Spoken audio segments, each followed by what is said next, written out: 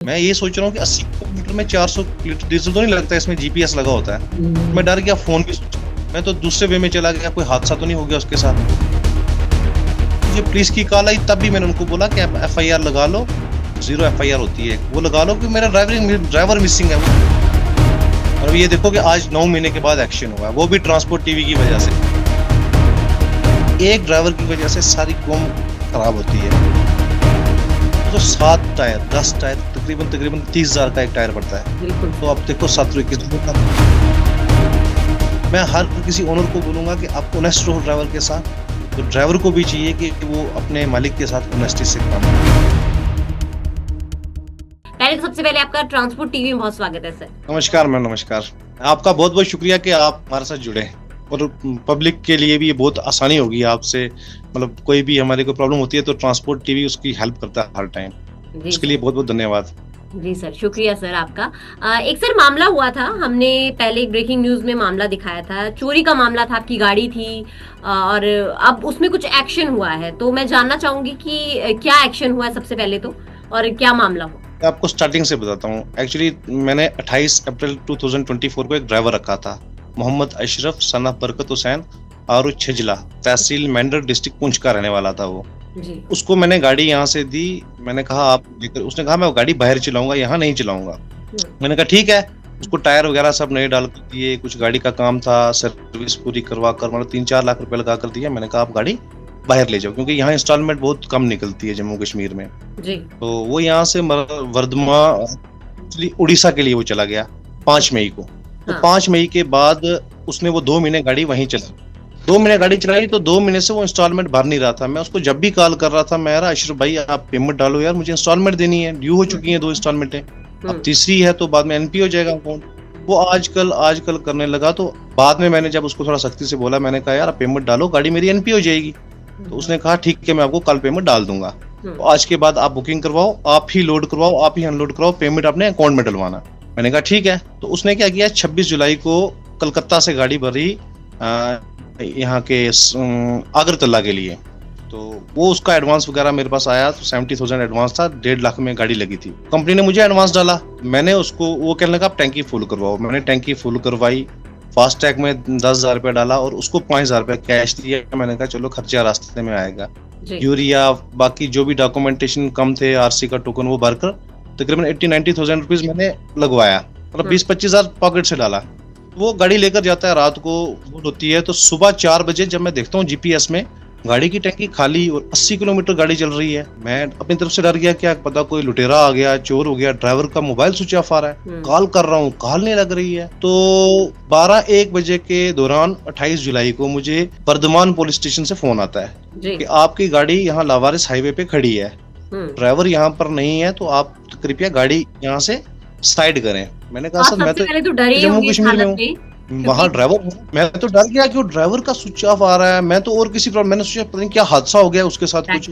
मैंने उसके साथ कांटेक्ट करने की कोशिश नहीं हुआ। फिर उसके घर में मैंने कांटेक्ट किया, उसकी मिसेस को फोन किया। मैंने कहा ऐसे अशरफ की कॉल नहीं लग रही है, रात को उसको मैंने टैंकी फुल करके दिया और टोटल 80 किलोमीटर चला है और टैंकी खाली है, उसके बाद स्विच ऑफ है, कोई चोरी हुई है, कोई जान का कोई मनुष्य बाहर है गया हुआ, क्या पता, काफी कुछ हादसे भी होते हैं आजकल। तो जैसे मैंने कॉल की नहीं लगता उसको।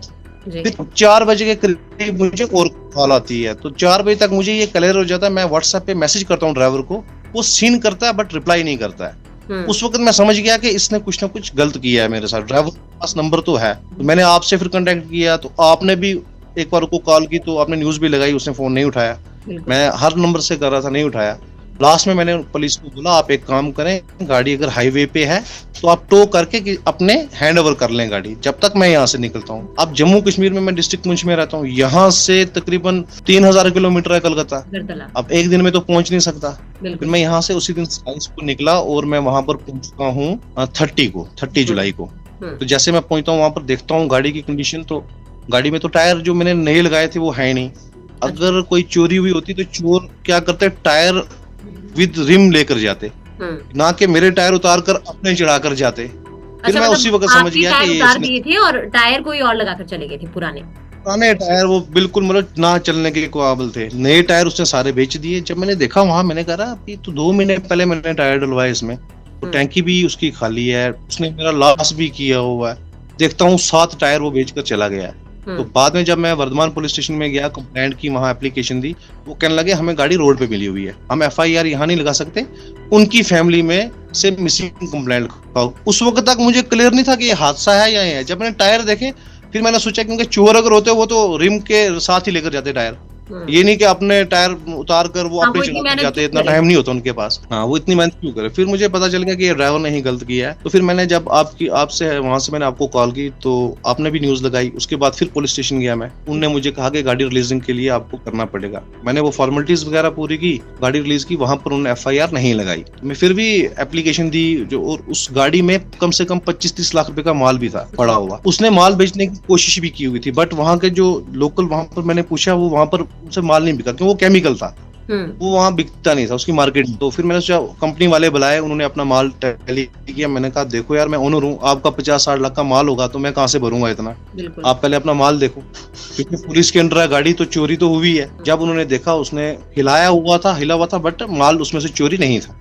उसने सिर्फ टायर और तेल बेचकर, और जो बुकिंग थी 3 महीने की, वो भी लेकर चला गया। उसके बाद वो कभी फोन ना उठाए। मैंने फिर जब मैं वो गाड़ी लेकर वहां गया, वहां से आया तो उसने गाड़ी के चालान भी करवाए हुए हैं। अच्छा। मतलब मुझे समझ भी नहीं आती थी, महंगे महंगे चालान करवाए हैं, कोई फोन पे, कभी कुछ। तो बाद में दिक्कत मुझे बन गई। मैंने कहा यार ये तो बहुत लॉस हो गया मेरा। फिर बड़ी मुश्किल से गाड़ी मैंने वहां से लाई, कहीं से पैसा अरेंज किया आगे पीछे से, तो गाड़ी वहां से लाई। फिर मैंने आपको दूसरे टाइम की बताया कि ऐसा हुआ, फिर आपने न्यूज लगाई। फिर उस न्यूज के पीछे एक नीचे कमेंट में पढ़ रहा था, एक बंदा है उसके साथ भी ऐसा किया हुआ था उसने, सैम, रास्ते में गाड़ी छोड़ कर टायर बेचकर और वो पैसे लेकर चला गया था।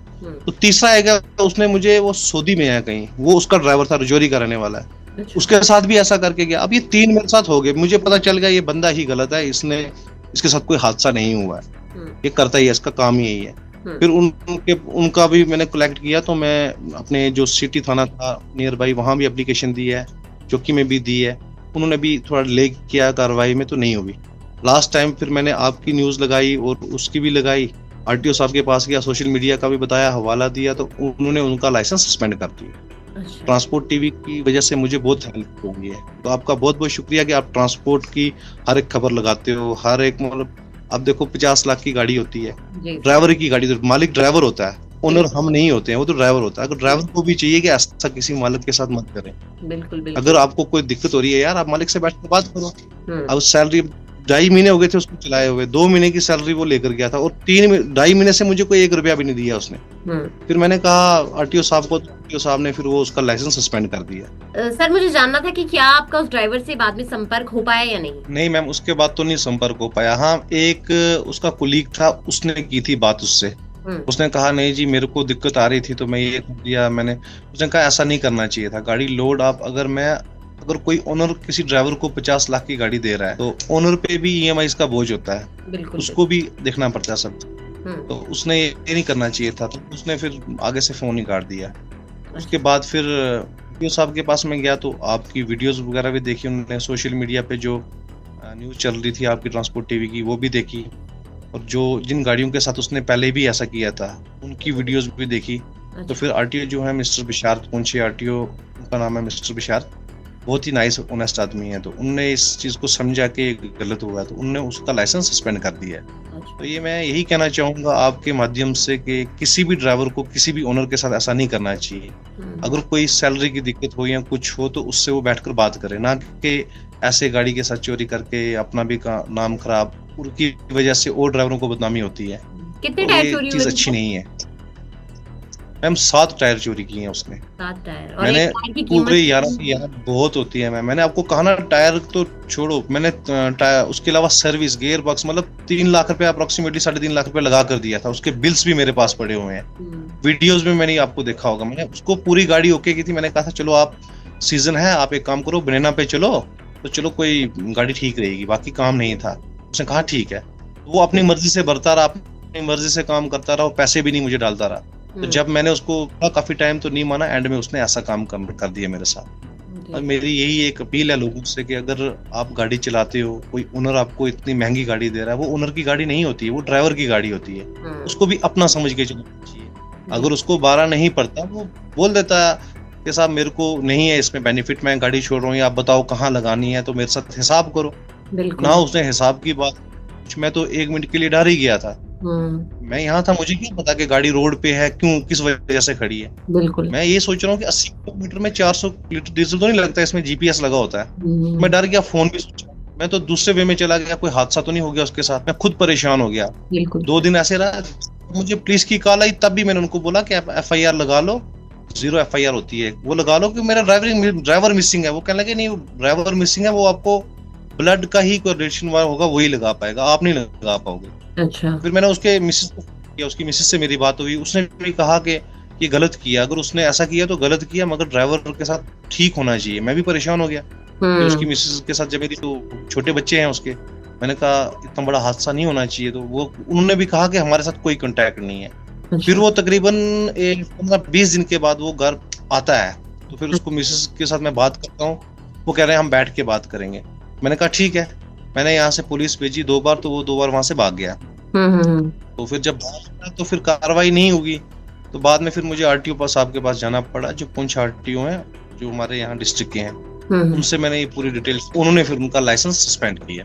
और अब ये देखो कि आज 9 महीने के बाद एक्शन हुआ है, वो भी ट्रांसपोर्ट टीवी की वजह से। आपका बहुत बहुत शुक्रिया कि आप लोगों की हेल्प करते हो, बहुत बहुत आपकी धन्यवाद। वजह से होती है और ओनर्स की भी हेल्प होती है, तो जो मिसअंडरस्टैंडिंग होती है वो भी दूर हो जाती है। हाँ जी, यानी हम सर हमेशा चाहते हैं कि हम लोग किसी ना किसी तरीके से काम आ पाए, किसी के भी ड्राइवर के, गाड़ी मालिक के, किसी ना किसी तरीके से काम आ पाए। और अगर हम काम आ रहे हैं तो ये हमारे लिए बहुत अच्छी बात है। आप लोगों का मतलब आप लोगों के लिए ही हम काम कर रहे हैं। अगर कुछ होगा अच्छा तो वो बहुत अच्छी चीज है। मैं ये जानना चाहूंगी सर कि गाड़ी आज भी आपके पास हाँ, आज मेरे पास है, अभी भी चल रही है। नया देखो ड्राइवर है? मालिक किसी ने, नया ड्राइवर है, फिर अरेंज करना दिक्कत होती है। मैंने ये सोच के रखा था लोकल है, मेरी डिस्ट्रिक्ट का है, चलो अपने बच्चे भी पालेगा, मेरा घर भी चलेगा, बट वो उसने सोच नहीं रखी। हाँ। जब उसकी मैंने हिस्ट्री देखी तो उसका काम ही ऐसा था। फिर ऐसे ड्राइवर के साथ ना क्या करना चाहिए, अच्छा कदम उठाना चाहिए गवर्नमेंट को या एडमिनिस्ट्रेशन को। हाँ, पहले लाइसेंस मत दो। दूसरा, हमें मतलब ओनर्स को बहुत दिक्कत भी आती है। अब मैं आपको एक और बात बताऊं, अगर हम यहाँ से माल लोड करते हैं तो टाइम पे गाड़ी खाली नहीं होती है, 5-5 4-4 दिन वहां लगा देते हैं, एडवांस का चक्कर पड़ता है, मतलब उतना नहीं रहा ट्रांसपोर्ट में जितना था।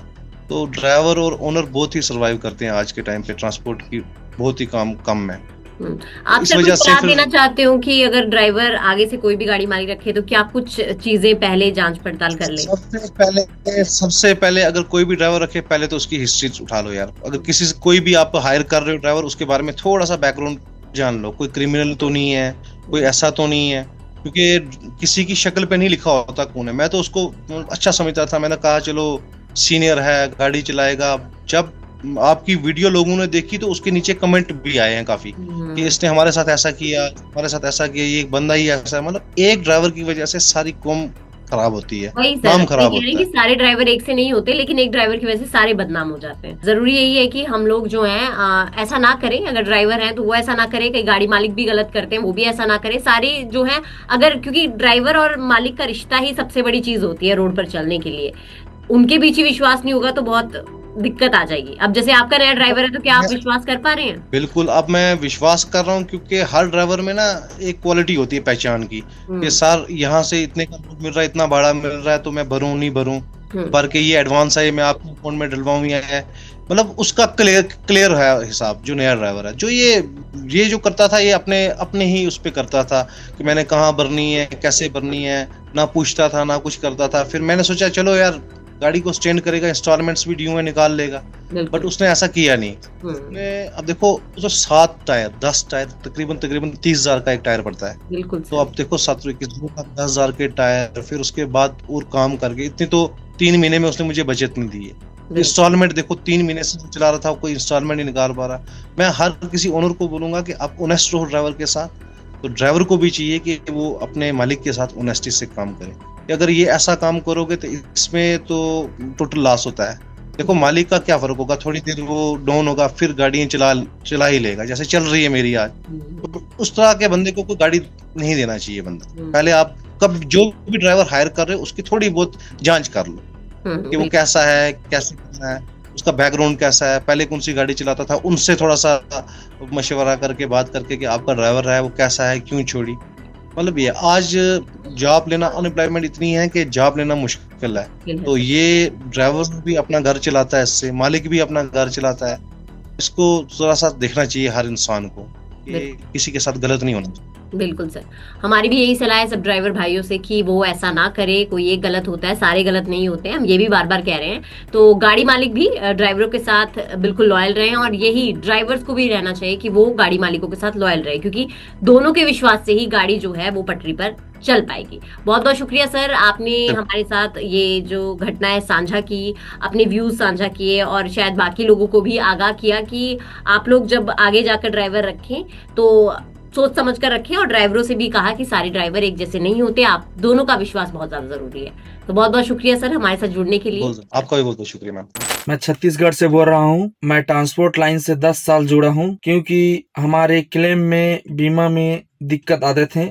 लेकिन अभी मैं ट्रांसपोर्ट माल से 2 साल से जुड़ा हूँ, तो बीमा के लिए दिक्कत नहीं आती है गाड़ी में, और उसका सर्विस बहुत अच्छा बताती है। मैंने अपने गाड़ी का बीमा करवाया था ट्रांसपोर्ट माल से। मेरा गाड़ी एक्सीडेंट हो गया था और क्लेम पास हो गया है, और पूरा पैसा मेरे खाता में डल चुका है। मुझसे कहीं भी जाने की ज़रूरत नहीं पड़ा।